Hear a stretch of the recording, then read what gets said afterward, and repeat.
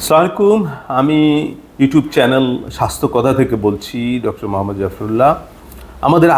আমাদের একটি বিশাল জনগোষ্ঠী, ছোট এবং বড় অনেকেই এপিলেপসি থেকে ভুগছেন, এবং এই রোগ নিয়ে আমরা আজকে আলোচনা করার জন্য আমাদের মেডিকেল কলেজের প্রফেসর মামুন আবদুল্লাহ ওনাকে আহ্বান জানিয়েছি। উনি আজকে আমাদের বিশেষ অতিথি। ডক্টর মামুন আবদুল্লাহ, আপনি ভালো আছেন? ভালো আছেন?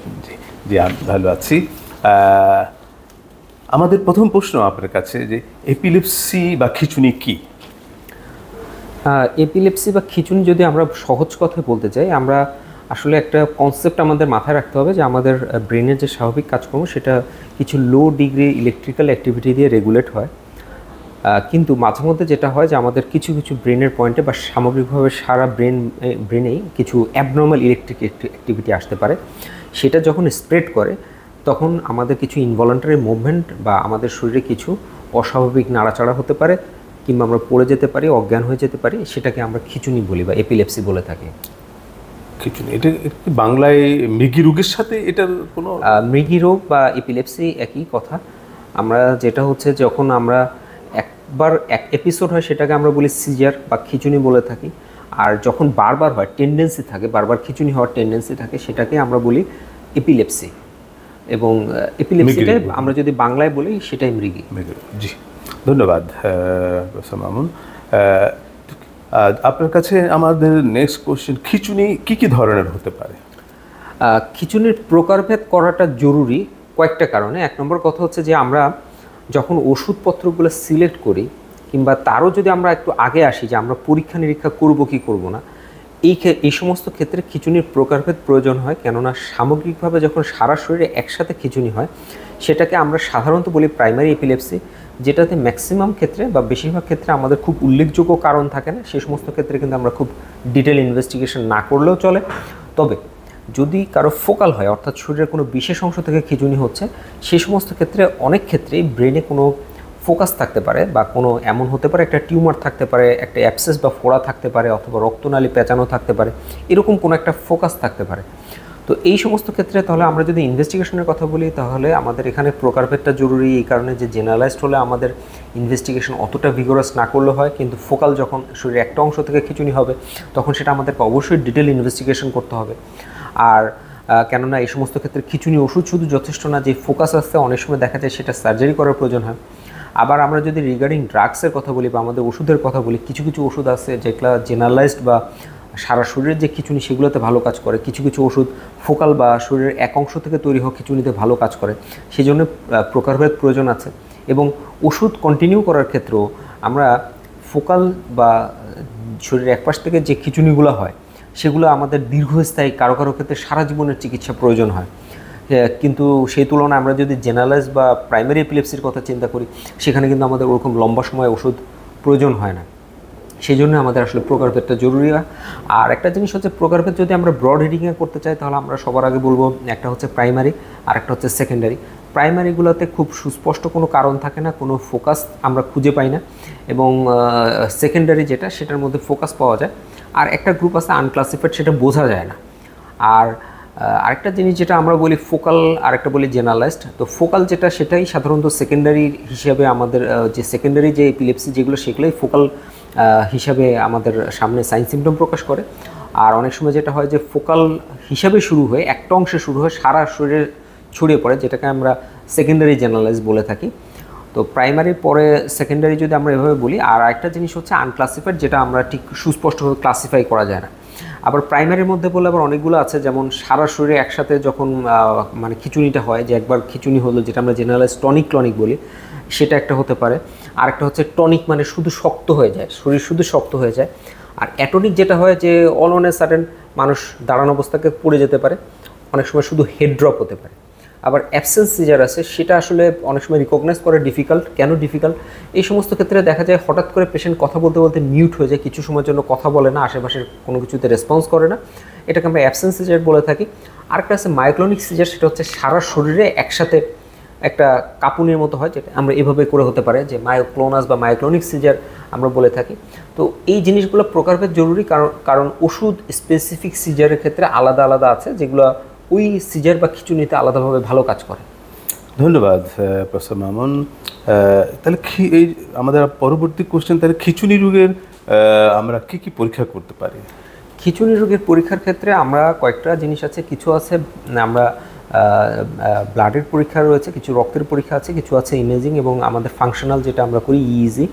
তো আমরা জেনারেলি যখন এমনি ব্লাডের পরীক্ষাগুলো করি আমরা কতগুলো পরীক্ষা, যেমন একটা কমপ্লিট ব্লাড কাউন্ট, তারপরে একটা ব্লাড সুগার, কারণ অনেক সময় খিঁচুনি রোগীরা আসে যেমন হাইপোগ্লাইসেমিয়া বা ব্লাড সুগার কমে গেলেও একটা মানুষের খিঁচুনি হতে পারে। তো সেই সমস্ত ক্ষেত্রে আমরা যখন ইমার্জেন্সিতে খিঁচুনি রোগী আসে আমরা ব্লাড সুগারটা ম্যান্ডেটরি হয়ে যায়। এছাড়া আমাদের লিভার ফাংশন টেস্ট করতে হয়, কেননা আমরা জানি যে ক্রনিক লিভার ডিজিজে যখন এক্সট্রিম লিভার ডিসফাংশন থাকে সেখানেও অনেক সময় খিঁচুনি হতে পারে। ইউরেমিক এনকেফালোপ্যাথি, যেটা যে কিডনির রোগীদের যখন কিডনির মানে যে ফাংশনাল স্ট্যাটাস খুব খারাপ হয়ে যায় তাদেরও একটা সময় খিঁচুনি হতে পারে।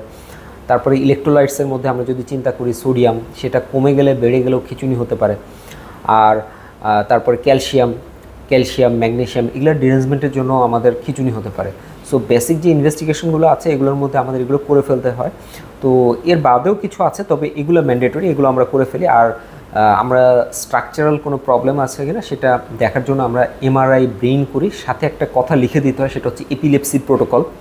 কেননা এপিলেপসি বা খিঁচুনির জন্য এমআরআই ব্রেনের কিছু আলাদা কাট লাগে, সেগুলো এপিলেপসি প্রোটোকল লেখা না থাকলে আমাদের টেকনোলজিস্টরা করবেন না।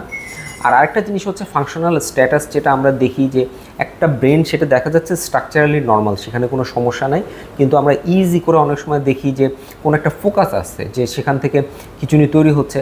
কখনো ফোকাস আমরা একটা ফোকাস পাওয়া যায়, কখনো দেখা যায় যে জেনারেলাইজড ফোকাস আসছে, এবং কখনো আমাদের যেটা ক্লিনিক্যালি অনেক সময় প্রবলেম হয়, আমরা দেখছি যে অ্যাপারেন্টলি একটা পেশেন্টের জেনারেলাইজড সিজার, কিন্তু দেখা গেল যে ইইজি করার পরে আসলে এটা জেনারেলাইজড না, এটা ফোকাল একটা পয়েন্টে তৈরি হয়ে খুব দ্রুত জেনারেলাইজড হয়ে যায়, সেজন্য আমরা মনে করি যে এটা জেনারেলাইজড সিজার।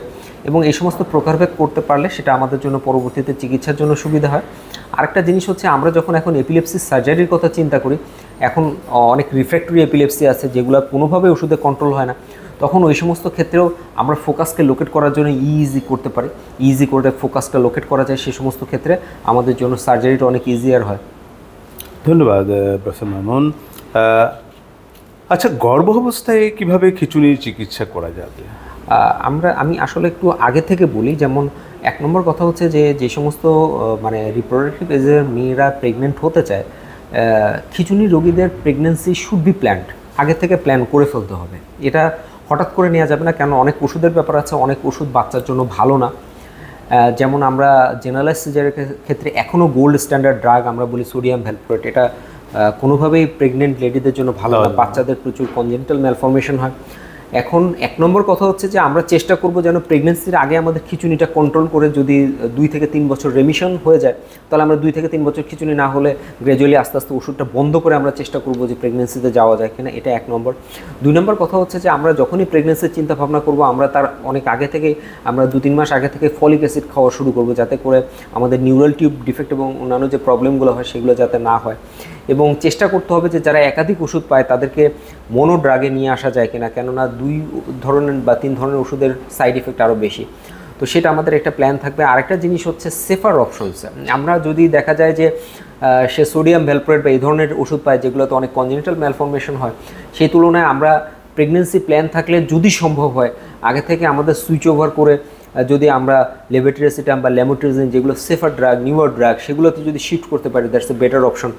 এবং যেটা হচ্ছে আমাদের আরেকটু যেটা সুবিধা হয়, লেভোটিরাসিটাম আমাদের ইনজেক্টেবল ফর্মে পাওয়া যায়। যদি আমরা লেভোটিরাসিটাম খাই তখন পেশেন্টটা যখন সার্জারি হয়, যখন সে ওরালি ওষুধপত্র খেতে পারবে না, তখন ও ওষুধটা আমরা ইনজেক্টেবল ফর্মে থাকলে আমরা আমাদের যে সার্জারির সময়টা থাকে সেই সময়টাতে আমরা কভার করে ওষুধগুলো দিতে পারি।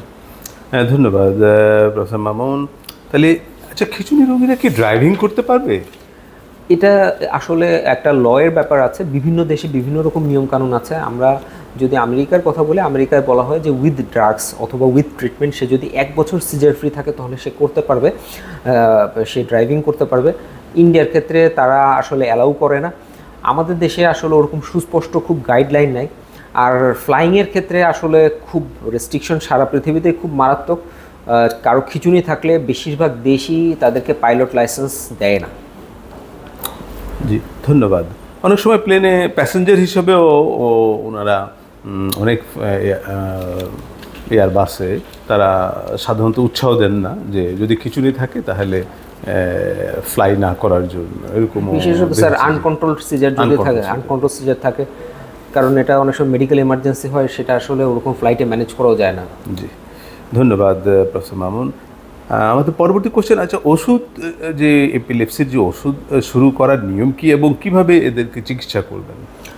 ওষুধ শুরু করার আগে আচ্ছা আমাদের অনেকগুলো ব্যাপার মাথায় রাখতে হবে। যে এক নম্বর কথা হচ্ছে খিঁচুনির টাইপ কেমন আছে, আমাদের পেশেন্টের সাথে কথা বলে বুঝতে হবে যে তাদের ইকোনমিক স্ট্যাটাসটা কেমন, কারণ একটা ওষুধ অ্যাটলিস্ট 3 বছর, কারো কারো ক্ষেত্রে সারা জীবন চালাতে হবে, তারা যাতে ওষুধটা কন্টিনিউ করতে পারে। যে সেই ক্ষেত্রে আমাদের ওষুধের যে দাম সেটা একটা বড় ব্যাপার। যেমন আমাদের ফেনাইটোয়াইন, ফেনোবারবিটন যে ওষুধগুলো আছে এগুলো অপেক্ষাকৃত কম দামের, যদিও এগুলোর কার্যকারিতা ঠিক তত বেশি ভালো না, পার্শ্ব প্রতিক্রিয়া বেশি, তারপরও এগুলোর দাম কম। যারা অ্যাফোর্ড করতে পারবে না তাদের জন্য এগুলো বেটার অপশন। এখন শুরু করার আগে এই জিনিসগুলো আমাদের মাথায় রাখতে হয় যে আবার ফোকাল না জেনারেল সেটা মাথায় রাখতে হয়। এবং আরেকটা জিনিস যেটা গুরুত্বপূর্ণ সেটা হচ্ছে আমরা খিঁচুনির ওষুধ সবসময় লো ডোজে শুরু করবো, এটা আস্তে আস্তে বাড়াবো। কেননা খিঁচুনির ওষুধ অনেক সময় পেশেন্ট টলারেট করতে পারে না, 1। 2 নম্বর কথা হচ্ছে খিঁচুনির বেশিরভাগ ওষুধই বিভিন্ন ধরনের ড্রাগ রিয়াকশন তৈরি করে, কাজেই এই সমস্ত ক্ষেত্রে আমরা হঠাৎ করে একটা উচ্চ মাত্রার ডোজে চলে যাব সেটা প্রিফারেবল না। সবসময় লো ডোজে শুরু করে, অল্প ডোজে শুরু করে আস্তে আস্তে বাড়াতে হবে যতক্ষণ পর্যন্ত আমার খিঁচুনি কন্ট্রোল হয় অথবা যতক্ষণ পর্যন্ত না সাইড ইফেক্ট হয়। সেই সমস্ত ক্ষেত্রে ওই জায়গাটাতে আমরা স্থির থাকবো। আমার খিঁচুনি কন্ট্রোল হলো, এখানে আমরা স্থির থাকবো। খিঁচুনি কন্ট্রোল হলো না, তখন আমরা যেটা করবো সেটা হচ্ছে সেকেন্ড অপশনের কথা চিন্তা করবো, সেকেন্ড ড্রাগ কম্বাইন করবো। ধন্যবাদ প্রফেসর মামুন। তাহলে এই ওষুধ কতদিন খেতে হবে? ওষুধ খাবার ব্যাপারে আবারও সেই ফোকাল না জেনারেলাইজ সেই কথাটা চলে আসবে যে আমার যদি শরীরের এক অংশ থেকে তৈরি হয় এই সমস্ত ক্ষেত্রে, অথবা স্ট্রাকচারাল যদি কোনো লেশন থাকে সেই সমস্ত ক্ষেত্রে ইউজুয়ালি এটা লাইফ টাইম আমাদের কন্টিনিউ করতে হবে। আর জেনারেলাইজডের ক্ষেত্রে কিছু রুল আছে। জেনারেলাইজ সিজার যেটা, সেটার ক্ষেত্রে যদি কোনো স্পষ্ট আমরা যেখানে কোনো ফোকাস নাই, সেই ক্ষেত্রে আমরা যে কাজটা করি সেটা হচ্ছে অ্যাটলিস্ট পেশেন্টকে বলি যে লাস্ট খিঁচুনি থেকে অ্যাটলিস্ট 2 থেকে 3 বছর, সারা পৃথিবীর জন্য 2 বছর, আমরা আমাদের দেশে 3 বছর ফলো করি একটাই কারণ কথা হচ্ছে পেশেন্টরা ম্যাক্সিমাম আনরিলায়েবল ক্ষেত্রে যেটা হয় যে খিঁচুনি কন্ট্রোল হলে অনেকে ওষুধ ইরেগুলারভাবে খায়, অনেক সময় বাদ দেয়। সো আমরা আমাদের দেশে প্রেফার করি অ্যাটলিস্ট 3 ইয়ার্স সিজার ফ্রি, তারপর গ্র্যাজুয়ালি আস্তে আস্তে বন্ধ করতে হবে। জি, তাহলে ওষুধ খেলে মোটামুটি আমরা কি একদম খিঁচুনি বন্ধ হয়ে যায়, ভালো হয়ে যায়? একটা বড় প্রপোর্শন, বিশেষ করে যেটা জেনারেলাইজ সিজার সেই ক্ষেত্রে এই কথা প্রযোজ্য। ফোকালের ক্ষেত্রে আসলে রিকারেন্স রেট অনেক বেশি। আমরা যদি অ্যাজ এ হোল চিন্তা করি যে রেমিশন হবার পরে ওষুধ বন্ধ করলে আমাদের রিকারেন্স রেট কেমন, এটা ওভারঅল সারা পৃথিবীতে 35% রিকারেন্স রেট। জি, ধন্যবাদ। খিঁচুনি রোগী হঠাৎ মারা যায় অনেক সময়, এবং কী কারণে এটা হতে পারে? খিঁচুনি রোগী অনেক সময় মারা যায়, যেটাকে আসলে সাডেন আনএক্সপ্লেইনড ডেথ আমরা বলি। যে দেখা গেল অ্যাপারেন্টলি পেশেন্ট সিজার ছাড়া বা খিঁচুনি ছাড়া অন্য কোনো সমস্যা নেই, সে অ্যাপারেন্টলি হেলদি, এবং এই সমস্ত ক্ষেত্রে যে সাডেন আনএক্সপ্লেইনড ডেথ হতে পারে সেটা মূলত 2টা কারণ থাকে। একটা হচ্ছে অ্যাপনিয়া হয়, ওদের অনেক সময় অ্যাপনিয়া হয়। অ্যাপনিয়া হওয়ার একটা অন্যতম কারণ যেটা থাকে যে এটা অনেক সময় যে মাসেল, আমাদের যে রেসপিরেটরি মাসেলগুলো থাকে সেগুলো অনেক সময় স্পাজম হয়। আর 2টা কারণ, একটা হচ্ছে অ্যাপনিয়া যেটা হচ্ছে হঠাৎ করে শ্বাস বন্ধ হয়ে যায়, আরেকটা হচ্ছে যে অ্যারিথমিয়া হতে পারে, যেটা হচ্ছে হার্টের বিটগুলো ইরেগুলার হয়ে পেশেন্ট একটা ফ্যাটাল কন্ডিশনে চলে যেতে পারে, সেটাও তার মৃত্যুর কারণ হতে পারে। জি, তাহলে খিঁচুনি রোগী এটাই অবিরত যে খিঁচুনি স্ট্যাটাস এপিলেপটিকাস যেটাকে আমরা বলি, এটার চিকিৎসাটা কি? বেসিক্যালি যেটা স্ট্যাটাস এপিলেপটিকাস, এটা একটা মেডিকেল এমার্জেন্সি, এটা আসলে আমাদেরকে ম্যানেজ করতে হবে ইন্টেন্সিভ কেয়ার ইউনিটে। এই সমস্ত ক্ষেত্রে আমরা সাধারণত প্রথমে কিছু ইনজেক্টেবল ওষুধ দিয়ে চেষ্টা করি, যেটা আমরা বাজারে লোরাজিপাম বা ডায়াজিপাম এগুলো আছে, এগুলো ইনজেক্টেবল দিয়ে চেষ্টা করি। প্রথমে এরকম আমরা 2বারের মতো চেষ্টা করি যে ইনজেক্টেবল এগুলো দিয়ে নিয়ন্ত্রণ করা যায় কিনা। যদি 10 মিনিটের মধ্যে নিয়ন্ত্রণ না হয়, পরবর্তীতে আমরা ফসফেনাইটোয়াইন বা লেভোটিরাজিপাম বা সোডিয়াম ভ্যালপ্রোট এগুলো ইনজেক্টেবল ফর্মে পাওয়া যায়, সেগুলো আমরা লোডিং ডোজ দিয়ে পরবর্তীতে আমরা মেনটেন্যান্স ডোজে কন্ট্রোল করার চেষ্টা করি। যদি এগুলোতেও কন্ট্রোল না হয়, সেক্ষেত্রে অপশন হচ্ছে পেশেন্টকে জেনারেল অ্যানেস্থেশিয়া দিয়ে তাকে আইসিইউতে দরকার ভেন্টিলেশনে রেখেও খিঁচুনি কন্ট্রোল করতে হবে, কিন্তু খিঁচুনি হতে দেওয়া যাবে না। ধন্যবাদ প্রফেসর মামুন, আপনাকে অনেক গুরুত্বপূর্ণ তথ্য আপনার কাছ থেকে জানতে পারলাম। দর্শক মণ্ডলী, আপনারা দেখলেন যে এপিলেপসি আমাদের দেশের একটা বিশাল জনগোষ্ঠী এপিলেপসি বা মৃগী রোগ থেকে ভুগছে, এবং তাদেরকে আমরা অবশ্যই চিকিৎসার আওতায় নিয়ে আসব। এবং আরেকটা জিনিস মনে রাখতে হবে যে এপিলেপসি রোগী যেই ওষুধগুলো খাচ্ছেন, এই ওষুধ যদি ওয়েট তার বাড়তে থাকে তাহলে কিন্তু এই ওয়েটের জন্য তার ওষুধে কাভার করে না। উনি যত ওয়েট কন্ট্রোল করে রাখবেন তখন ডাক্তার সাহেব যে ওষুধ দিবেন সেই ওষুধে কিন্তু মোটামুটি মিনিমাইজ হয়ে যায়। কিন্তু যদি ওজন বেড়ে যায় তখন সেই যতটুকু ডোজ দিয়েছেন সেই ডোজে কাভার করে না। সুতরাং আমরা এপিলেপসিকে সুন্দরভাবে কন্ট্রোল করে অনেকে সুন্দরভাবে এটা থেকে মুক্ত হয়ে থাকতে পারেন যদি উনি নিয়মিত ওষুধ খান। এবং ওষুধ খেতে খেতে একসময় দেখা যায় যে ওনার এপিলেপসি কন্ট্রোল হয়ে গেছে, এবং কন্ট্রোল হয়ে গেলে 2-3 বছর ফ্রি থাকলে তখন আমাদের neuromedicine specialist professor Mamun Abdullah সাহেব যেরকম বললেন সেরকম আমরা তাদেরকে তখন ড্রাগ হয়তো ছাড়িয়ে দিতে পারি। তো এতটুকুই আছে, এই পর্যন্তই। আপনারা সবাই সুস্থ থাকুন, ভালো থাকুন এবং এপিলেপসি মুক্ত থাকুন, এই আশাবাদ ব্যক্ত করে আমি এখানেই শেষ করছি। সকলকে ধন্যবাদ। আপনারা আমার চ্যানেলকে সাবস্ক্রাইব করুন, শেয়ার করুন এবং লাইক দিন। আসসালামু আলাইকুম।